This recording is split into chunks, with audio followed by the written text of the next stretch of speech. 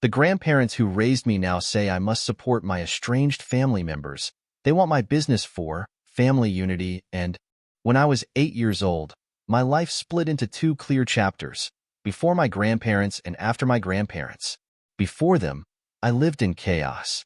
My parents, Mason and Elena, were the definition of unreliable, always fighting, disappearing for days, or prioritizing their addictions over parenting. When I was hungry, I fed myself. When I was scared, I learned to suck it up. By the time child services got involved, I was already used to being alone. And then came Violet and Henry, my saviors, or so I thought. They swept me out of the turmoil and gave me the first semblance of stability I'd ever known. My grandparents weren't perfect, but they were a hell of a lot better than the alternative. Violet was strict but fair, while Henry had the kind of calm wisdom you see in movies about grandfathers who've seen it all. They taught me responsibility and kindness. For the first time, I felt like someone had my back. But here's the thing about people who rescue you. They start to believe you owe them everything. Fast forward 20 years, and I'm not that lost, scared kid anymore. I've worked my ass off to build my business from scratch. What started as a small e-commerce idea during college grew into a company with over 50 employees. Now, at 28, I'm financially secure, living in a house I own outright, and, best of all, completely independent of the chaos that once defined my family. Or so I thought. It all started 2 weeks ago, during one of our usual Sunday dinners. Violet and Henry still treated these dinners like a sacred ritual, a way to keep our bond strong. Usually, I enjoyed them, at least until this time. We were midway through dessert, Violet's famous pecan pie, when she dropped the bombshell. "Noah, sweetheart," Violet began, her tone that dangerous mix of sweetness and steel. "Your grandfather and I have been thinking. We need to bring the family back together." I froze, fork halfway to my mouth. "What do you mean?" Henry cleared his throat, looking uncomfortable. "We've been talking with Mason and Elena. They've changed, Noah. They want to reconnect, with all of us." It took me a second to process what they were saying. "You've been talking to my parents?" I asked, my voice sharper than I intended. "Since when?" "A few months now," Violet admitted, her eyes locking onto mine. "They've been going through a tough time. That's putting it mildly. The last I'd heard, Mason was working odd jobs between stints in jail, and Elena was shacking up with her latest soulmate, who happened to be a meth dealer. These were not people I wanted in my life, much less around my hard-earned success." I tried to keep calm. "Okay, so you've been talking to them. What does that have to do with me?" Violet reached across the table and took my hand, her grip surprisingly firm. "You're the glue holding this family together, Noah. You're the only one who's really made something of himself. We believe it's time you helped bring everyone together." I pulled my hand back. "How, exactly?" Violet hesitated for a beat too long. Henry finally spoke up. "They need support, Noah. Financial support. Mason's trying to get back on his feet, and Elena, well, she's made mistakes, but she's still your mother. Family is family." It felt like the ground had shifted beneath me. "You're asking me to fund their lives?"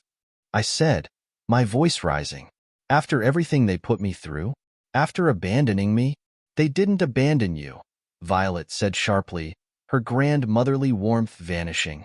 "They were struggling, just like you struggled, and we stepped in to help." The sheer audacity of the comparison made my blood boil. I struggled because my parents were incapable of doing their jobs. Struggled because they put their own needs before mine. And now my grandparents wanted me to bankroll their redemption arc? Hell no. I tried to push the conversation aside for the rest of the evening, but Violet and Henry wouldn't let it go. They kept hammering the same point. Family is family. When I finally left their house, I was too angry to sleep. The next morning, things got worse. I woke up to a message from Harper, my younger sister. We'd grown up under the same roof of dysfunction, but she'd taken a different path, chasing one dead-end job after another. We weren't particularly close, but we kept in touch. Her text, though, felt like a slap in the face. "Hey Noah, just heard about the family plan from Grandma. Thought it was super generous of you to help everyone out. Let me know if you want to discuss details." Smiley face. "What details?" I hadn't agreed to anything. My grandparents had apparently gone straight to the family with their plan, painting me as some kind of savior. And now Harper, who'd never once lifted a finger to support me, was on board like it was a done deal. I spent the day fuming, trying to focus on work, but failing miserably. By the time I got home, I had another surprise waiting. A voicemail from Mason, my father. Hearing his voice after years of silence was like stepping back into a nightmare. Noah, it's your dad. Look, I know we've had our differences, but I'm proud of you, son. Always have been. Grandma told me about your idea to help the family, and I just wanted to say thank you. Let's talk soon. We need to catch up. I didn't even know where to start unpacking that one. My idea? This wasn't my idea. It was a manipulation, a carefully orchestrated attempt to guilt me into becoming the family ATM. And the worst part? It was working.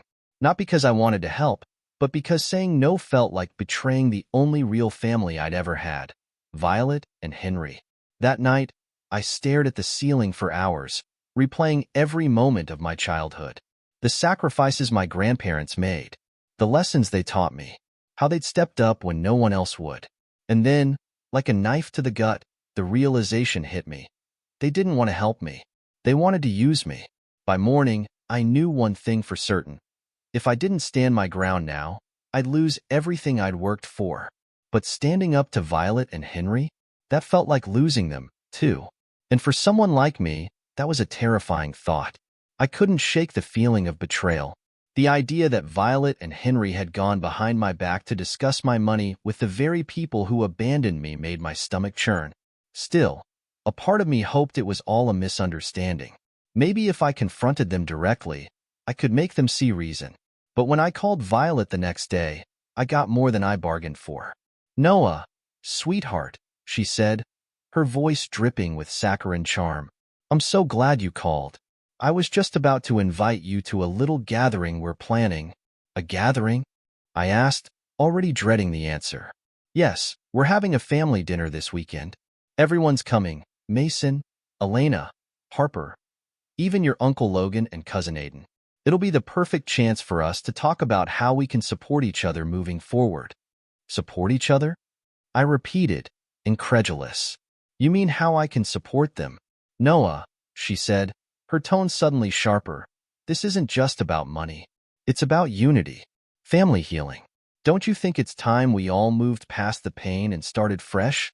I wanted to scream, but instead, I forced a calm I didn't feel and said, I'll think about it.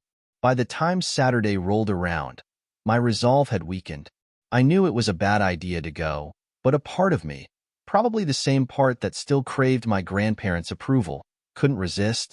I told myself it was an opportunity to set boundaries, to make it clear that I wasn't their financial savior. When I arrived at Violet and Henry's house, the air was thick with forced cheer. Mason was the first to greet me, his arms open wide like we were long-lost friends. Noah, look at you, all grown up. I'm so proud of you, son. I stiffened as he pulled me into an awkward hug. The smell of cheap cologne and cigarettes made my stomach turn. Mason, I said, refusing to call him Dad. It's been a while. Too long, he said, clapping me on the back. But that's all in the past now, right? New beginnings and all that. Elena was next. She looked older than I remembered, her face lined with years of hard living. My baby boy, she murmured, tears welling in her eyes. I've missed you so much. I didn't know what to say to that. The last time I'd seen her, she'd been screaming at a social worker that she didn't want me. Now she wanted to play the doting mother? The rest of the family trickled in after that. Uncle Logan, with his booming laugh and endless stories about how much harder life was back in his day. Cousin Aiden, who seemed more interested in his phone than anything else. And of course Harper, who gave me a quick hug and said, "This is great, right?" Finally getting everyone together. It wasn't great. It was a circus. Dinner was a minefield. Violet and Henry tried to steer the conversation toward my business, asking questions that seemed innocent but felt anything but. Noah, Violet said, her smile overly bright. You've done so well for yourself. Tell us, how much revenue does your company bring in these days? I hesitated. Enough to keep it running. Oh, come on. Logan chimed in. Don't be modest. You're a big-shot CEO now, aren't you? It's not about the money, I said, my voice tight. I built the business to create something meaningful, not to get rich. Henry nodded approvingly. And that's why we're so proud of you, Noah. You've always had such a good heart. That's why we know you'll do the right thing. Here it comes, I thought. Mason cleared his throat. I don't want to make this awkward, but since we're all here, I think it's time we talked about the elephant in the room. We're family, and families help each other. What exactly are you asking for? I said, keeping my tone neutral. Well, Mason began, shifting uncomfortably. Things have been tough for Elena and me. We're trying to get back on our feet, but it's hard.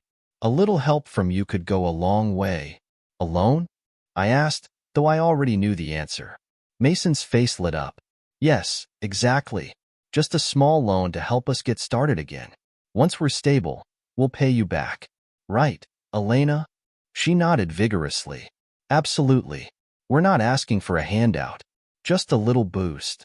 I glanced at Violet and Henry, hoping for some sign of disapproval, but they were nodding along like this was all perfectly reasonable. Even Harper was looking at me expectantly, as if I owed it to them. And then Logan chimed in. Actually, Noah, while we're on the subject, I've been thinking about starting my own business. Maybe you could invest? You know, as a way to keep it in the family. My jaw tightened. I'm not an investor. But you could be, Logan pressed. You've got the resources, the know-how. It'd be a great opportunity for both of us. I looked at Aiden, who had barely spoken all evening. Do you have a pitch, too? He shrugged, not even looking up from his phone. Nah, I'm good. But if you're handing out cash, I won't say no. That was the breaking point. I stood up, my chair scraping loudly against the floor. I think I've heard enough.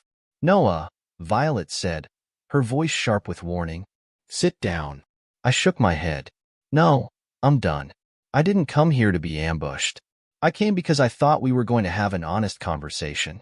Instead, I get this circus. Henry sighed heavily. Noah, you're overreacting. This is what families do.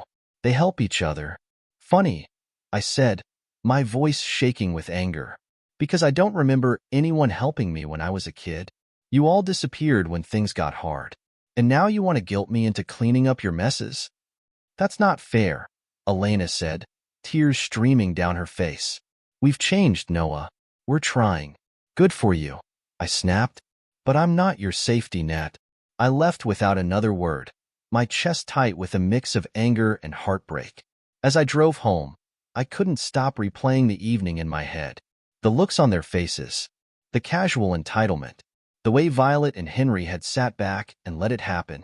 They'd always told me family was everything. But tonight, it felt like I was nothing more than a wallet with legs.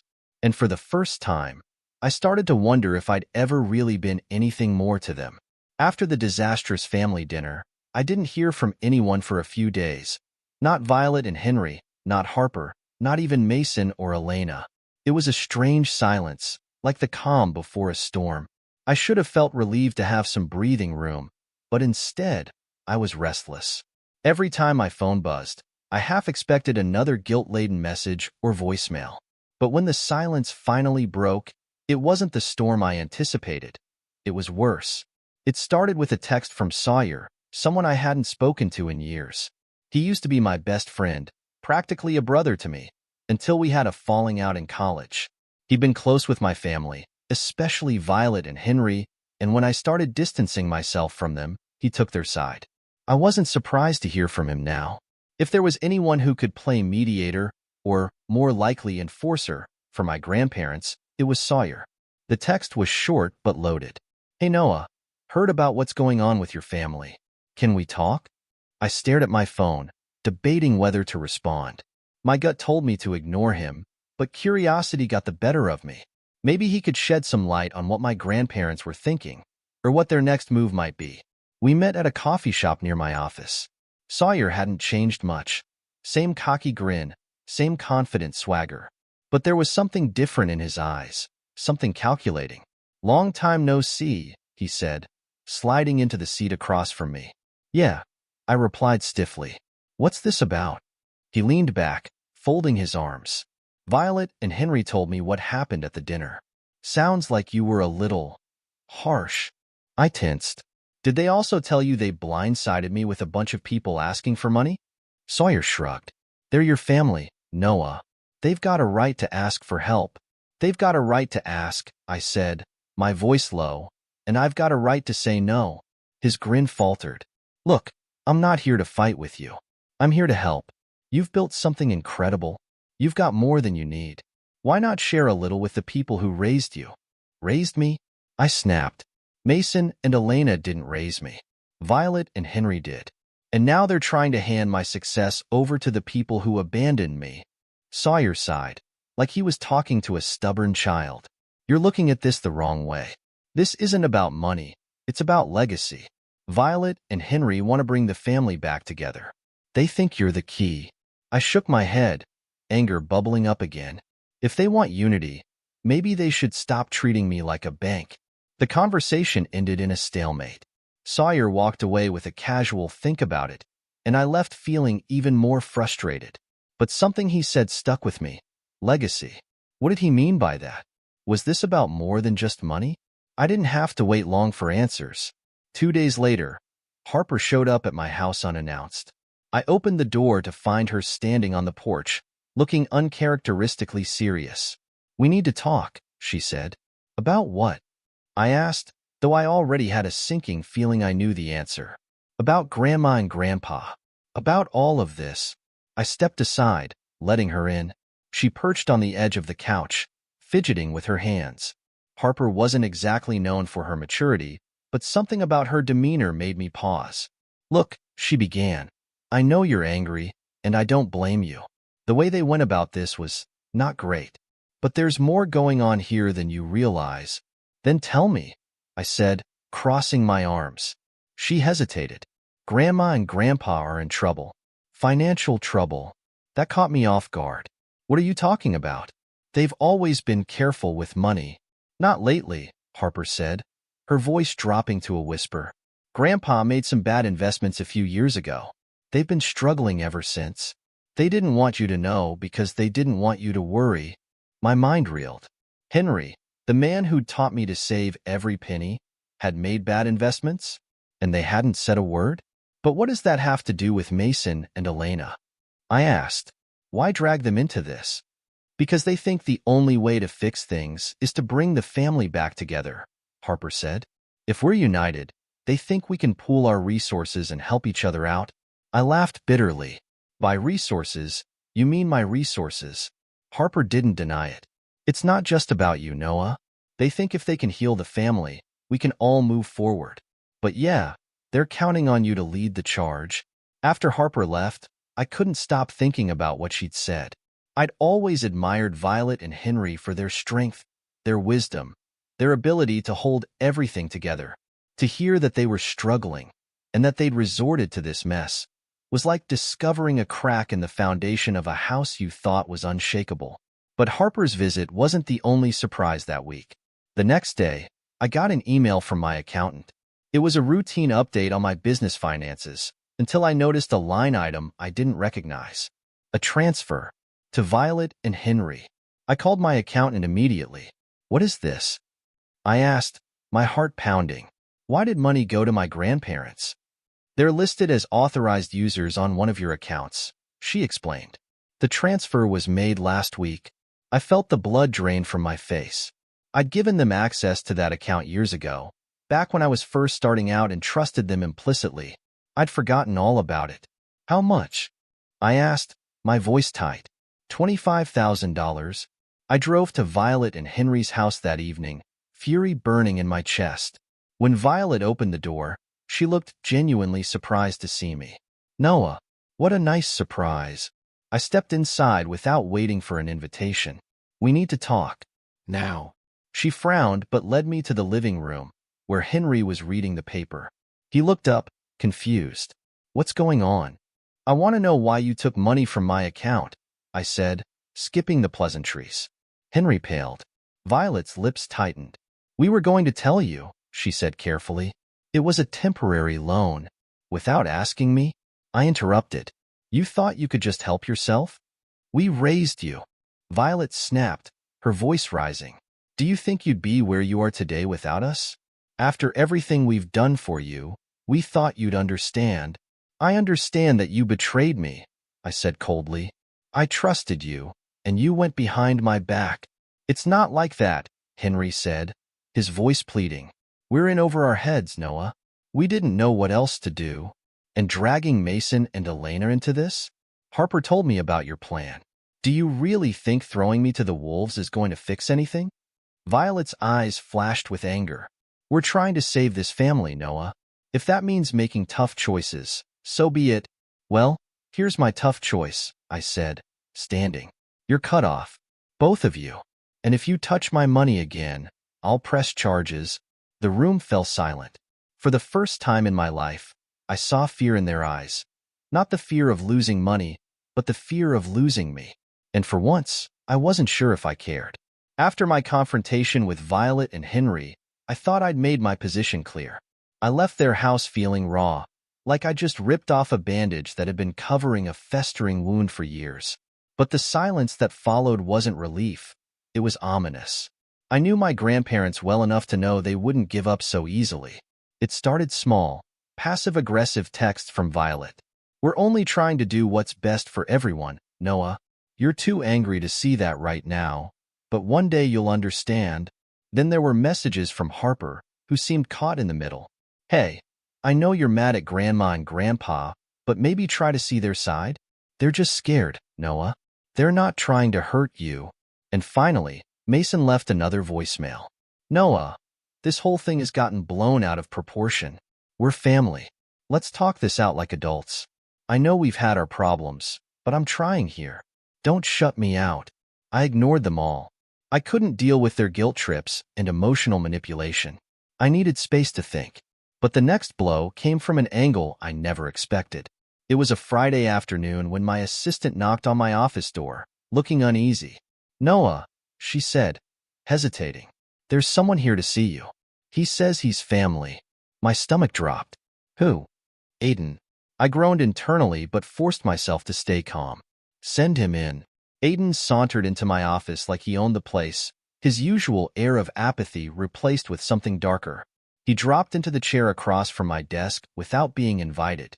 Nice setup, he said, glancing around. You're doing pretty well for yourself. What do you want, Aiden? I asked, not bothering to hide my irritation. He smirked. Straight to the point. I like that. He leaned forward, resting his elbows on his knees. Grandma and Grandpa are worried about you. They think you're being selfish. I clenched my jaw. If you're here to guilt me, save your breath. Relax, man, he said, holding up his hands. I'm not here to guilt you. I'm here to offer you a deal. A deal? I echoed, my eyebrows rising. What kind of deal? Aiden's smirk widened. Grandma and Grandpa told me about the account. The one they borrowed from. If you're not going to help the family willingly, maybe you'd prefer to incentivize us to stay quiet. My blood ran cold. Are you blackmailing me? Blackmail's such an ugly word, he said, shrugging. I'm just saying, if certain people found out how much money you've got stashed away, it might cause some complications. But if you toss a little my way, I'll make sure it all stays between us. I stared at him, stunned by the audacity. Do you have any idea what you're doing? Yeah, he said, standing up and brushing invisible lint off his jacket. I'm making sure I get my piece of the pie. Without another word, he turned and walked out, leaving me seething. This wasn't just about money anymore. It was about control. They were trying to corner me, to use my own success as leverage against me. And the worst part? They weren't even subtle about it. That weekend, I got a call from Ava, one of the few friends I trusted completely. She'd been my rock through college, someone who knew all about my messed-up family dynamics, but never judged me for them. You sound stressed, she said after I vented about the latest drama. What's going on? It's my family, I said, rubbing my temples. They've gone from guilt-tripping me to outright extortion. Extortion? She repeated, alarmed. What do you mean? I told her about Aiden's visit, about Violet and Henry's financial troubles, and about the way Mason and Elena were suddenly trying to play the role of loving parents after years of neglect. That's insane, Ava said when I finished. You can't let them do this to you. I know, I said, but it's hard. These are the people who raised me, Ava. The people who were there when no one else was. Yeah, and now they're taking advantage of that, she said firmly. Look, I get it. You love your grandparents, and they've done a lot for you. But love doesn't mean letting them walk all over you. Sometimes, setting boundaries is the most loving thing you can do. I knew she was right, but knowing it didn't make it any easier. On Monday morning, I got a call from my lawyer. He'd been reviewing my accounts, at my request, to ensure there were no other surprises. His tone was grave. Noah, I found something you need to see. What is it? I asked, bracing myself. It's about your grandparents. They've taken out a line of credit in your name. A substantial one. I felt like the air had been knocked out of me. How? I never authorized that. They had access to your account information, he said. It looks like they used that to apply for the loan. Technically, it's fraud. Fraud. The word hit me like a slap. My grandparents, the people I trusted more than anyone, had committed fraud in my name. And for what? To keep their sinking ship afloat? Can we reverse it? I asked, my voice shaking.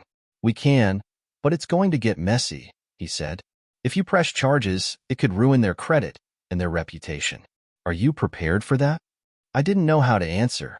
That evening, Harper showed up at my house again, looking more anxious than before. I need to talk to you, she said, practically pushing her way inside. I'm not in the mood, Harper, I said, but she didn't back down. It's about Aiden, she said. He's been bragging to Uncle Logan about what he's going to do with the money you're going to give him. I laughed bitterly. Money I haven't agreed to give him? I know, she said, wringing her hands. That's why I'm here. Aiden's not just an idiot. He's dangerous. He's been telling people you've got a fortune stashed away, and he's not the only one who's interested. I stared at her, my stomach sinking. What are you saying? I'm saying you need to be careful, she said. This isn't just about family anymore. Aiden's messing with people who don't play by the rules. The implications were clear. This wasn't just a family feud. It was a threat to my safety, my business, and everything I'd worked for. And if I didn't act fast, I could lose it all. Harper's warning left me shaken. If Aiden was running his mouth to the wrong people, this situation could spiral out of control fast. This wasn't just about money or family anymore. It was about protecting myself and everything I'd worked for. I decided to get ahead of whatever mess Aiden might be brewing. The next morning, I called a private investigator I'd worked with in the past for business-related security issues. His name was Marcus, and he was known for being discreet and thorough.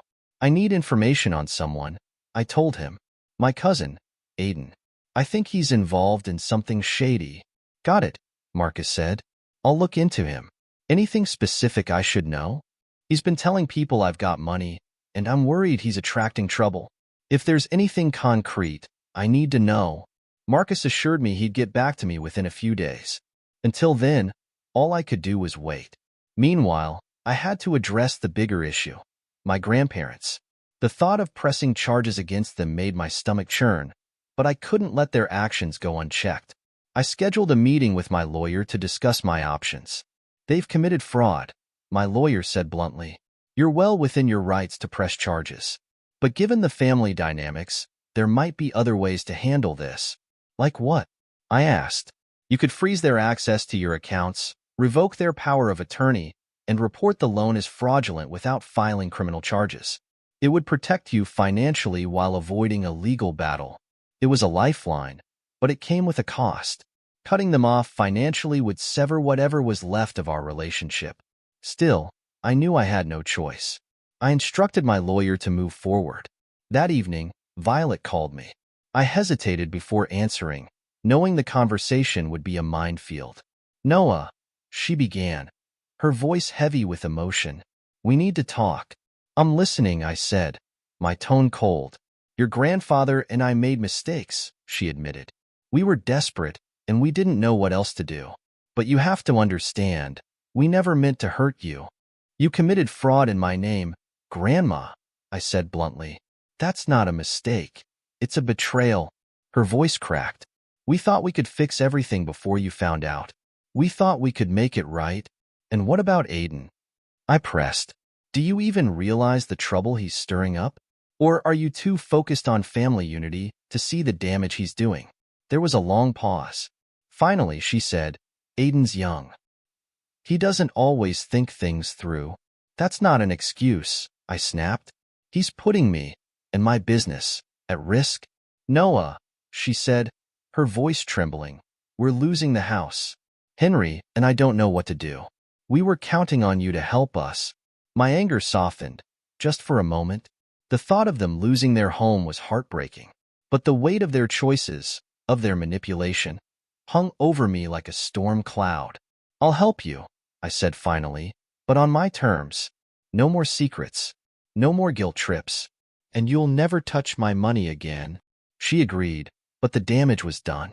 The trust we once shared was shattered. 2 days later, Marcus called me with his findings on Aiden. You were right to be concerned, he said. Aiden's been running his mouth about your money to some pretty unsavory people. There's one guy in particular, a local loan shark named Daryl, who's taken an interest. My blood ran cold. Do you think he's planning something? It's hard to say, Marcus replied. But if I were you, I'd be cautious. This guy doesn't play around. I thanked him and hung up, my mind racing. I couldn't believe it had come to this. My own cousin potentially putting me in the crosshairs of a criminal. I needed to act fast to protect myself. The next morning, I went to the police. I explained the situation, including Aiden's threats and the potential involvement of Daryl. They took my statement and assured me they'd look into it, but their advice was clear. Be careful and stay vigilant. I also increased security at my home and business. Cameras, alarms, and even a security team. Measures I never thought I'd need but couldn't afford to skip now. My employees didn't ask questions, but I could tell they sensed something was off. The final confrontation came sooner than I expected. Aiden showed up at my office again, this time with Logan in tow. They barged past my assistant, ignoring her protests, and stormed into my office. You called the cops on me? Aiden shouted, his face red with anger. You brought that on yourself, I said calmly. You've been spreading lies and putting me at risk. I won't let you drag me down with you. Logan stepped forward, his voice low and threatening. You're turning your back on the family, Noah. After everything your grandparents did for you, this is how you repay them. I've done more than enough, I said, my voice steady. This stops now. Aiden sneered. You think you're better than us? Just because you've got money? Newsflash. Without Grandma and Grandpa, you'd be nothing. I stood, my hands gripping the edge of my desk. You're right about one thing. I owe them. But I don't owe you. You've done nothing but take, and I'm done letting you use me. Logan opened his mouth to argue, but I cut him off. Get out, both of you. And if I hear one more word about my money, or if you go anywhere near my business, I'll make sure you regret it. They left, slamming the door behind them. For the first time in weeks, I felt a sense of relief. I'd drawn the line, and I wasn't backing down. In the weeks that followed, the fallout was messy. Violet and Henry stopped speaking to me, their pride wounded by my refusal to bail them out completely. Harper stayed neutral, but even she seemed wary around me. Mason and Elena went back to their old ways, their attempts at reconciliation abandoned. And Aiden? He disappeared after the police paid him a visit, leaving behind a trail of burned bridges. It wasn't the happy ending I'd hoped for, but it was the ending I needed. For the first time, I felt free from the guilt, the manipulation, and the endless cycle of obligation. It hurt to lose the family I'd once relied on, but I knew I couldn't sacrifice my peace for their chaos. Some bridges, I realized, were better left burned.